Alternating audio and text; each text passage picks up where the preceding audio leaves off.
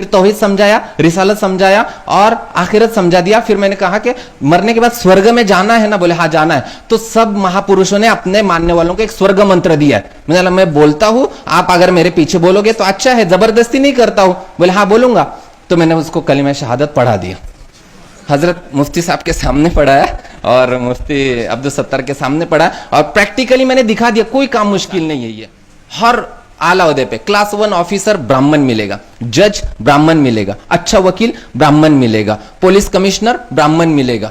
और फिर मुसलमान को ढूंढने जाएंगे तो मुसलमान मिलेगा, पंचर निकालने वाला, गैरेज वाला और सब्जी वाला और ठेले पे जूते चप्पल बेचने वाला, सब्जी बेचने वाला, फल बेचने वाला। हर जुमा में बयान किया और कभी कोई बयान रिपीट नहीं किया। तो इस वजह से भी वो बहुत मुतासिर है। वहां के लोग अभी भी बहुत राब्ते में है, क्योंकि अभी मैं 18 अक्टूबर 2021 से औरंगाबाद में वक्फ बोर्ड के अंदर महाराष्ट्र स्टेट बोर्ड ऑफ वक्फ में खिदमत अंजाम दे रहा हूं। महाराष्ट्र स्टेट बोर्ड ऑफ वक्फ में खिदमत अंजाम देने के पहले मैं असरी तालीम की अहमियत मुख्तसरन बता दूं और साथ में एक दूसरी खिदमत की तरफ भी इशारा करता चलो। असरी तालीम की अहमियत आज हम सब समझते हैं, सब जानते हैं और रईस जामिया का भी इसकी तरफ रुझान हम सबको पता है। तो क्या आज अवाम में 1.5 करोड़ बच्चे मुसलमानों के असरी तालीम हासिल कर रहे, 1.5 करोड़। उसमें से 50% बच्चे 10th से पहले ड्रॉप आउट ले लेते, छोड़ देते पढ़ाई मुसलमानों के। और हो क्या रहा है इसकी वजह से? मुसलमान मजलूम, मुसलमान माशी एतबार से कमजोर और मुसलमान हर किसी के एक उनका हदफ बन चुका है मुसलमानों को टारगेट बनाना। अब इससे हो क्या रहा है कि मुसलमान की पहचान हुई है पंचर वाला इस नाम से मुआशरे के अंदर। क्यों हुई है? क्योंकि जब तबका 40% से आगे चला जाता है किसी पेशे के अंदर, 40% से आगे चला जाता है तो उसको उसी पेशे के साथ जाना जाता है। तो मुसलमान की पहचान हो रही है पंचर वाले के नाम से। और ये हमारे लिए दुख की बात है, क्योंकि हमारे आबा व अजदाद बादशाह हुआ करते थे और हम ना अहल पंचर वाले के नाम से मौसम किए जा रहे हैं। ये हमारे लिए बहुत ही शर्म वाली बात है। और कुछ मैं डेटा लेकर आया हूं जिसको अगर आपके सामने पेश करूंगा तो आपको बड़ी ताज्जुब होगी कि 40% मुसलमान ये पेशे के एतबार से वाकईतन पंचर और गैरेज का ही काम करते हैं। 52% मुसलमान ये हम्माली का कारोबार करते हैं। उसके बाद में 40% आईटी कंपनियों के अंदर झाड़ू पोछा करने वाली मस्तूरात मुसलमान है, जो सुबह में आईटी कंपनियों के अंदर आके बेंगलोर वगैरह की जो बड़ी बड़ी सिटी है, बेंगलोर है, हैदराबाद है और दिल्ली है, गुड़गांव है, यहाँ पे 40% मुसलमान खवातीन ये झाड़ू पोछा का काम करती है, मुसलमान खवातीन। उसके बाद में इसके बाद वाली बात जो तहकीक की सर्वे है ये बताऊंगा तो शर्म से मेरा सर ही झुक जाता है कि 45% मुसलमान खवातीन प्रोस्टिट्यूट बनी हुई है। प्रोस्टिट्यूट का तर्जमा आप खुद ही देख लीजिए। उसके बाद में हिंदुस्तान की सबसे पढ़ी लिखी कौम के साथ में अगर हम हमारा मुकाबला करना चाहे तो नहीं हो सकता है। और मुसलमानों के ऊपर होने वाले जुल्म की वजह ये असरी तालीम का फुकदान भी है। मैं जो कहना चाह रहा हूं, दीनी तालीम से बिल्कुल कोई वो नहीं है, तंसीस से माँ अदा की नफी को मुस्तलजिम नहीं होती। इस उसूल को मद्देनजर रखते हुए मेरी बात सुने। लिहाजा असरी तालीम का फुकदान मुसलमानों के जुल्म की वजह है। असरी तालीम का फुकदान मुसलमानों के इनकलाबी तहरीक न करने की वजह है। असरी तालीम का फुकदान मुसलमानों के माशी गुर्बत की वजह है। असरी तालीम का फुकदान मुसलमान कौम के पिछड़े हुए होने की वजह है। इसको हमें एक सुधारने की जरूरत है। कैसे, वो भी बताता हूं। असली तालीम हासिल करने के आसान तरीके, मैंने तो ये तो बताया मुसलमानों की आसान तरीके। सबसे पहला ये है कि आरटीई के जरिए से हर कस व नाकस 9th स्टैंडर्ड तक तालीम हासिल कर सकता है फ्री ऑफ एजुकेशन के तहत। उसके बाद भी आला तालीम भी हासिल कर सकता है जिसके अंदर स्कॉलरशिप हासिल होती है। स्कॉलरशिप बहुत इजी तरीके से हासिल होती है। गवर्नमेंट की भी स्कॉलरशिप मिलती है और कॉर्पोरेट की भी स्कॉलरशिप मिलती है। कहां तक भी पढ़ सकते हैं। मैं अब तक पढ़ाई कर रहा हूं और LLB का हजरत मैंने CET एग्जाम दिया हुआ अभी जी। मैं फाइल इसीलिए रखा हूं, ताकि ये इसलिए नहीं रखा हूं कि मैं कुछ अलग से नुमाया चीज बताऊं, लेकिन इसलिए रखा हूं कि तालीम मेरी अभी भी जारी है। अभी LLB का CET इम्तिहान दिया हूं, उसके अंदर दुआ कीजिए पास हो जाऊं तो वकालत के लिए मैं दाखिला ले लूंगा और वो पढ़ाई शुरू कर दूंगा।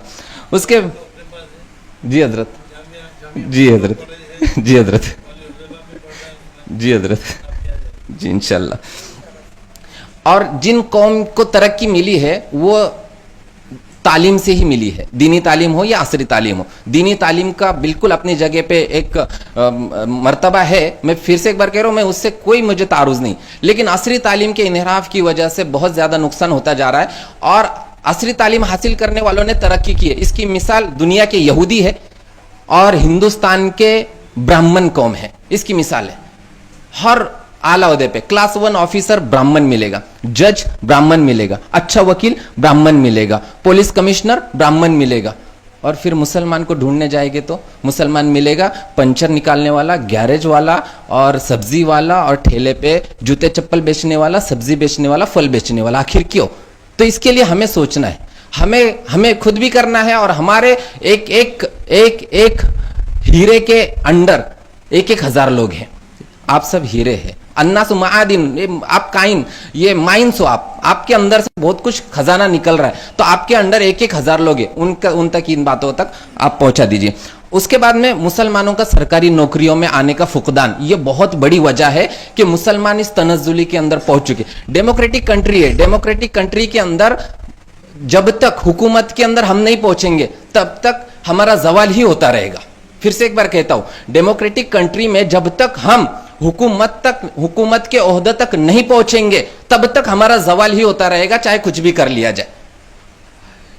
अमेरिका के अंदर रेड इंडियंस थे, रेड इंडियंस के ऊपर बड़ा जुल्म हुआ, अमेरिकियों ने, गोरों ने वहां पे कालों को मारा, उन्होंने बर्दाश्त किया और अपने बच्चों को पढ़ाते गए यहां तक के 30 साल के बाद में वहां के बड़े बड़े ओहदों पर वो रेड इंडियंस ही फाइज हुए।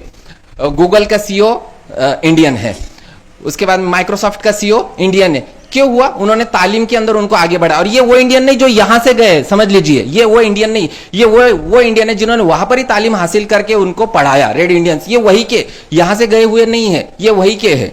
उसके बाद में और मुख्तसर कर देता हूं कि सरकारी नौकरी हासिल करने के लिए मैं एक तरीका बताता हूं कि क्या किया जाए। मैं जब गया था वक्फ बोर्ड के अंदर इंटरव्यू के अंदर, यही फाइल लेकर गया था, इस वजह से हजरत के सामने रखा हो। इस फाइल के अंदर हजरत, इस फाइल के अंदर मेरे असरी तालीम के तमाम सर्टिफिकेट्स, कंप्यूटर MSCIT से लेके तो PG तक, यानी पोस्ट ग्रेजुएशन तक के, डीएड वगैरह के साथ में बहुत ही कायदे से लैमिनेशन करके मैंने रखे हैं। उसके बाद में मदरसे और पहले स्टैंडर्ड से, पहली से पोस्ट ग्रेजुएशन तक के सब चीजें इसके अंदर, और मदरसे के दीनियात से इफ्ता तक के तमाम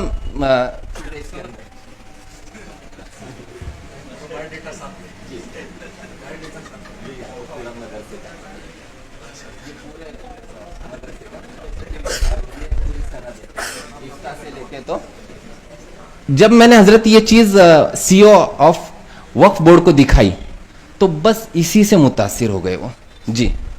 और कहा है वो बहुत मुतासिर होते, आज तक किसी ने इनकार नहीं किया। हम कल रास्ते से आ रहे थे, 12 साथी थे, मुफ्ती साहब साथ में थे, तो इनसे मैंने तज़किरा किया ऐसा ऐसा करते हैं। पेट्रोल पंप पे सिर्फ 7 मिनट के लिए रुके थे दोंडाईचा के आगे, तो वहां पे करण नाम का एक लड़का था, पेशाब पानी से फारिग हो रहे थे, तो करण के साथ में मैंने बात शुरू किया, उससे मजहब वगैरह पूछा, तो कहा आदिवासी। मैंने कहा तुमची राष्ट्रपति पण द्रौपदी मुर्मू आदिवासी है, तो बहुत मुतासिर हो गया। फिर मैंने आगे बात शुरू की, मैंने पढ़ाई कहा था कि बोले साइंस से पढ़ा हूँ 12th तक। मैंने बहुत अच्छा। मैंने देखो पानी है, पानी को पानी बोलते हैं, कोई नीर बोलता है, कोई जल बोलता है, और केमिस्ट्री तो तूने पढ़ाई है, इसको H2O बोलते। बोले बहुत खुश हो गया वो, हाँ बोले H2 बोलते। मतलब ऐसे ही अल्लाह है, ईश्वर है, और तुम क्या ईश्वर बोलते, हम अल्लाह बोलते, कोई गॉड बोलता।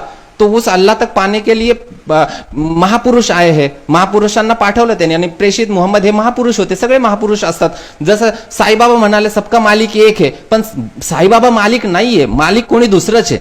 उसके बाद में फिर उसको मैंने बोला जसं पाणी एक आहे त्याची नावं वेगळी, असं अल्लाह एक आहे त्याची नावं वेगवेगळी, आणि त्या अल्लाहपर्यंत जाण्यासाठी एक मेल्यानंतर एक आयुष्य आहे आखिरत। तौहीद, रिसालत और आखिरत, 3 बात के ऊपर बात करते। ऐसा काम करना पड़ेगा, यूं करना पड़ेगा, त्यों करना पड़ेगा।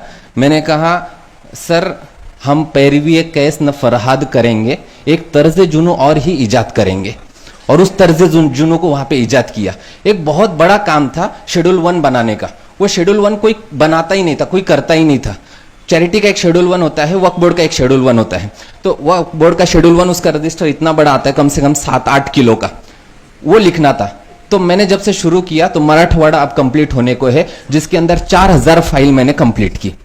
तो ये एक तर्ज जुनू मैंने वहां पर ईजाद किया वक्फ बोर्ड के अंदर।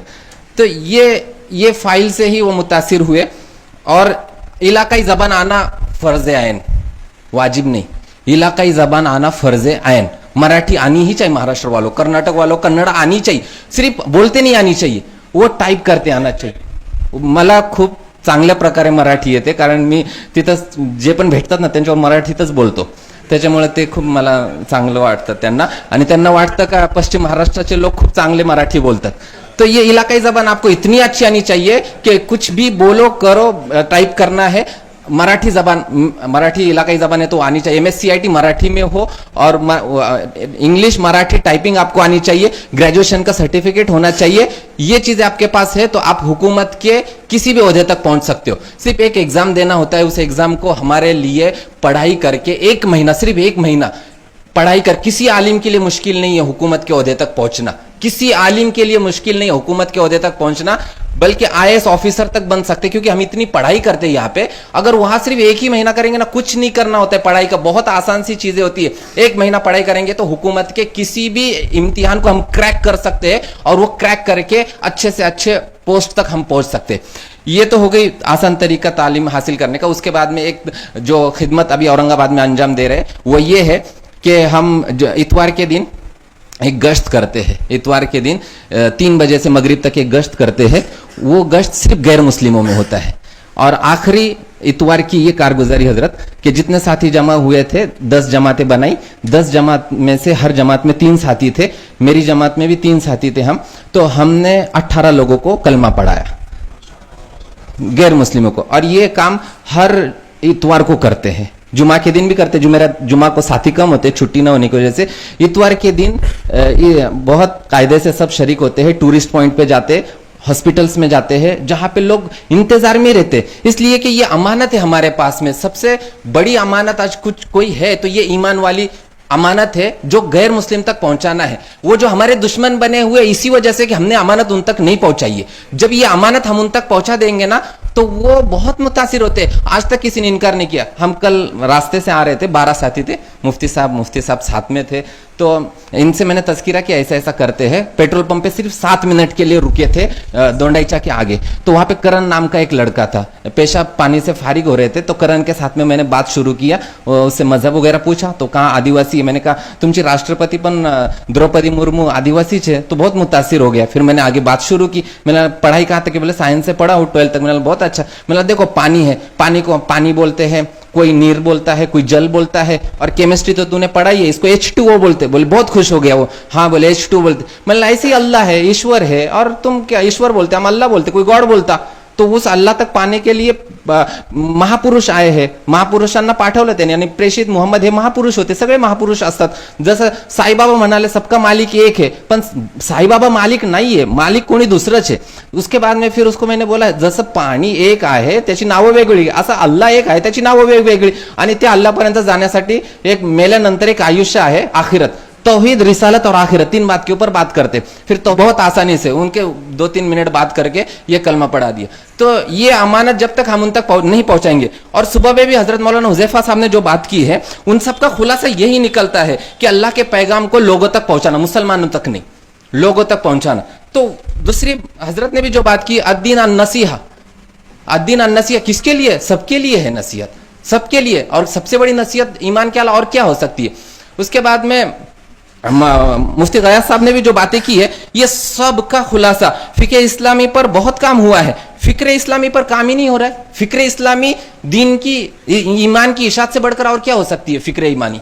उसके बाद में हालतें उन्होंने बिगड़ रहे हैं जो उन्होंने कहा, तो ये बिगड़ने की वजह यही है कि हम अमानत उन तक नहीं पहुंचा रहे। तो ये अमानत अगर हम उन तक पहुंचाने वाले बन जाएंगे तो ये हमारे लिए बहुत सारी चीजें हमवार हो सकती है। और हजरत का एक शेर मैं शुरू में कहने वाला था, सुबह होती है शाम होती है और हजरत की ऐसी ही याद आती रहती है। तो हालांकि हजरत कुछ और बोलते हैं लेकिन हजरत की याद आती रहती है। लिहाजा और भी मजमून था लेकिन अब नहीं पढ़ूंगा, अल्लाह ताला हम सबको कहने सुनने से ज्यादा अमल करने की तौफीक अता फरमाए।